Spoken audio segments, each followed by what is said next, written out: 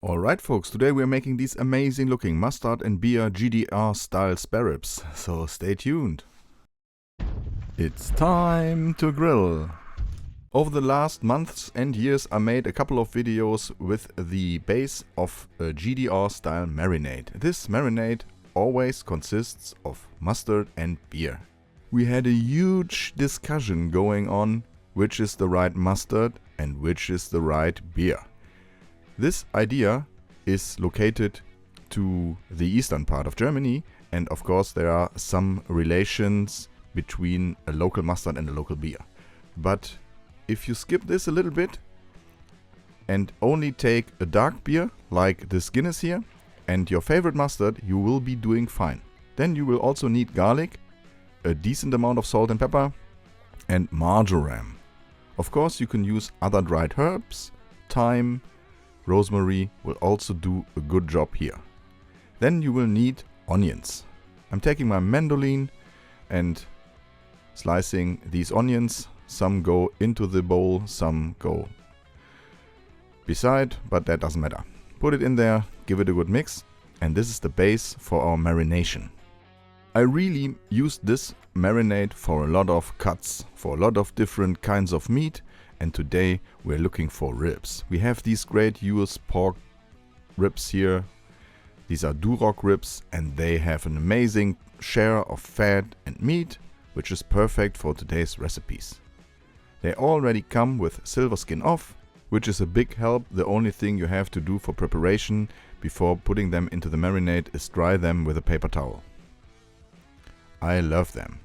Now it depends a little bit. If you have a bowl for the size of the ribs, you're good. For me, I had to cut them into half, but that's not a big deal. Just in the middle, and here are two more or less equal parts of US pork ribs. Place them somewhere to put the marinade on and give it a little bit of a massage from both sides and let these marinate minimum 6 hours. Best thing would be overnight. Unfortunately, I didn't made it overnight, but 6 hours are still pretty good. Now take them out and don't throw away the marinade. This is pretty important. My perfect grill for this is my GMG pellet grill. Place them in. We have different phases of cooking today. First phase is 3 hours and I liked to top them with the onion and mustard. First phase is on 110 degrees Celsius, which is 225 degrees Fahrenheit. After 3 hours, the crust and the ribs look like this, and is still amazing because they have a nice color and they already smell pretty good. Now take the rest of the marinade, place them between and on top of your ribs and wrap it in foil. There is also a huge discussion going on in Germany about the usage of aluminium foil. I don't care. I just closed this one. Of course you can use butcher paper. I know all these hacks and stuff. I prefer aluminium foil.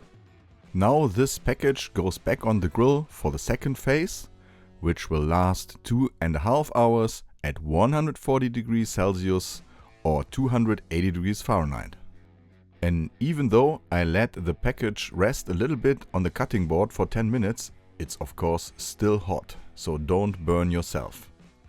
Now take out the ribs, they look like this. You can now see the bones.